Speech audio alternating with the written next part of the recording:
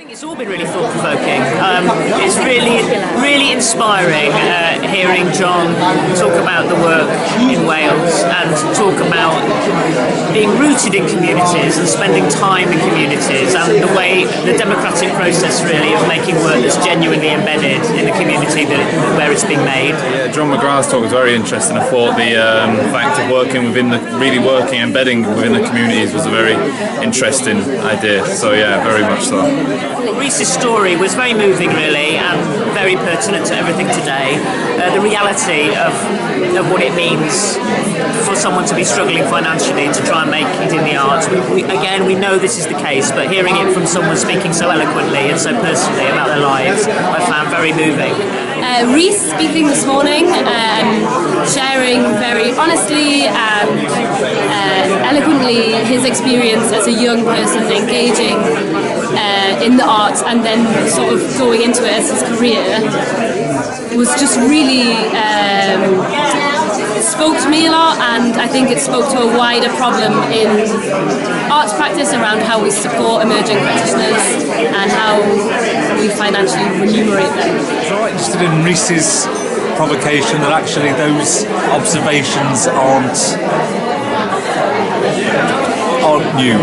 That those comments, those recognitions about the economic difficulties of getting into the arts, lack of economic support of the arts, lack of economic or valuing of the arts, are arguments that were being had a long time ago, and the fact that they're still not resolved and there still aren't solutions to them being offered even in the provocations, again revisiting those same observations is kind of depressing.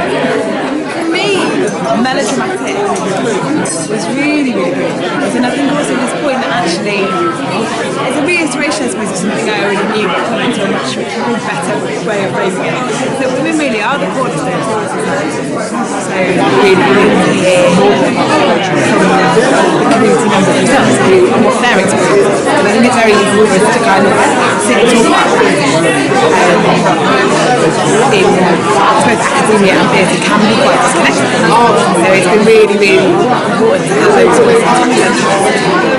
It's quite an interesting one in that we're kind of going, we really want to get communities to be engaged in this and involved in this. Especially there seems to be this thing of going, we want to get them into training and these kinds of things, which is brilliant. But at the same time, I know lots of professional theatre makers who have trained for years and years and years and are really struggling to get work. So I think I don't know what the solution is, but I feel like we're giving out a slightly confusing message by going, come and join our party, it's great, but we'll never pay you. And we do see that a lot, and I think both of us were often told, I think, that you need to learn when to say no to unpaid opportunities, because yes, sometimes they're great, but actually often,